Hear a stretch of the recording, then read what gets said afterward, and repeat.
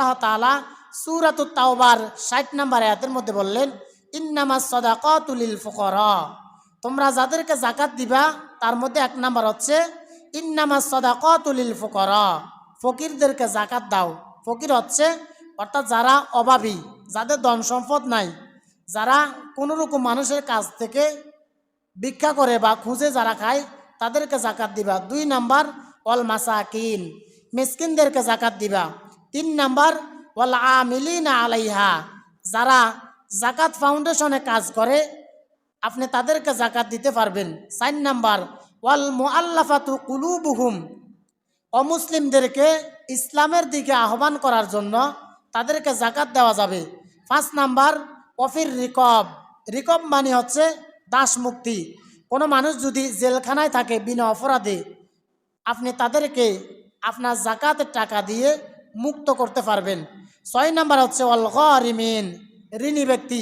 কোনো মানুষ যদি অভাবের কারণে ঋণ হয়ে যায়, অভাবের কারণে ঋণী থাকার কারণে সে এলাকা থেকে সমাজ থেকে চলে যায়, মানুষের দেনার কারণে আপনি আপনার যাকাতের টাকা দিয়ে ওই ব্যক্তির ঋণ পরিশোধ করতে পারবেন। 7 নাম্বার হচ্ছে অফি সাবিলিল্লাহ, যারা আল্লাহর রাস্তায় সংগ্রাম করে আপনি তাদেরকে যাকাত দিতে পারবেন।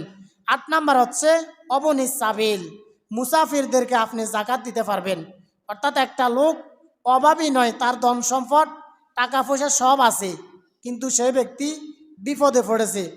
অর্থাৎ অনেক সময় দেখা যায় এখান থেকে অনেকে ঢাকা বা চট্টগ্রামের উদ্দেশ্যে বাড়ি থেকে বের হয়, কিন্তু পথের মধ্যে বা সেই ব্যক্তি যখন গাড়িতে উঠে দেখা যায় তার যখন ঘুম আসে তখন হাইজাকার বা বিভিন্ন লোকে তার টাকাগুলো নিয়ে যায়। এখন সে ব্যক্তি গাড়ি থেকে নামার পর বাড়িতে যাওয়ার জন্য আর তার কাছে কোনো টাকা নাই, আপনি এই যাকাতের টাকা দিয়ে তাকে সাহায্য করতে পারবেন। তাহলে যাকাত দেওয়ার নিয়ম হচ্ছে 8 ধরনের মানুষকে যাকাত দিতে পারবেন। 1 নাম্বার ফকিরদেরকে যাকাত দিতে পারবেন। 2 নাম্বার মিসকিনদেরকে যাকাত দিতে পারবেন। 3 নাম্বার যারা যাকাত ফাউন্ডেশনে কাজ করে তাদেরকে যাকাত দিতে পারবেন। 4 নাম্বার অমুসলিমদেরকে ইসলামের দিকে আহ্বান করার জন্য তাদেরকে যাকাত দিতে পারবেন। 5 নাম্বার দাস মুক্তি করার জন্য, কোনো গোলামকে আজাদ করার জন্য আপনি তাকে যাকাত দিতে পারবেন। 6 নাম্বার হচ্ছে ঋণী ব্যক্তিকে আপনি যাকাত দিয়ে তার ঋণ মুক্ত করতে পারবেন।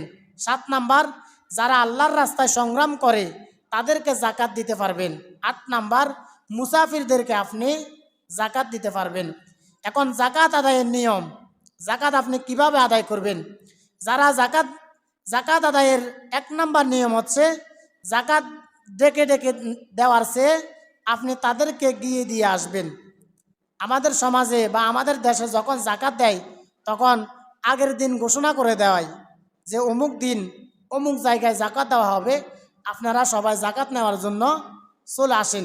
কিন্তু আল্লাহ তাআলা কোরআনুল কারিমের কোনো জায়গায় যাকাত আপনার যে ব্যক্তিকে দিবেন ওই ব্যক্তি আপনার কাছ থেকে এসে নিবে এভাবে কোনো জায়গায় আল্লাহ তাআলা বলেন নাই। আল্লাহ তাআলা যত জায়গায় যাকাতের কথা বলেছেন প্রত্যেক জায়গায় বলেছেন ওয়া আকিমুস সালাতা ওয়া আতুজ যাকাত।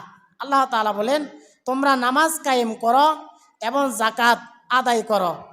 এখানে যাকাত আদায় করা মানে হচ্ছে যাকাত নিজ দায়িত্বে গিয়ে দিয়ে আসা।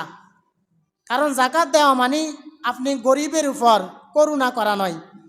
দেখা যায় আমরা অনেকে 500 টাকা করে যাকাত দেয়, আবারই অনেকে সাথে একটা শাড়ি বা লুঙ্গি দেয়। আপনি যদি শাড়ি বা লুঙ্গি দেন তাহলে আপনার যাকাত আদায় হবে না। রাসূল সাল্লাল্লাহু আলাইহি ওয়াসাল্লাম এবং তার সাহাবীরা এভাবে কখনো যাকাত দেন নাই। যাকাত যদি আপনি কোনো গরিব মানুষকে দেন তাহলে আপনি তার উপরে করুণা করেন নাই, বরং এই সমাজের বা এই দেশের মধ্যে কেউ যদি বলে আমরা এই বছর কারো কাছ থেকে যাকাত নিব না, তাহলে ওই ব্যক্তির কোনো ক্ষতি হবে না, বরং আপনার ক্ষতি হবে। কারণ আপনার যাকাত যদি আপনি আদায় করতে না পারেন তাহলে আপনি গুনাহগার থেকে যাবেন।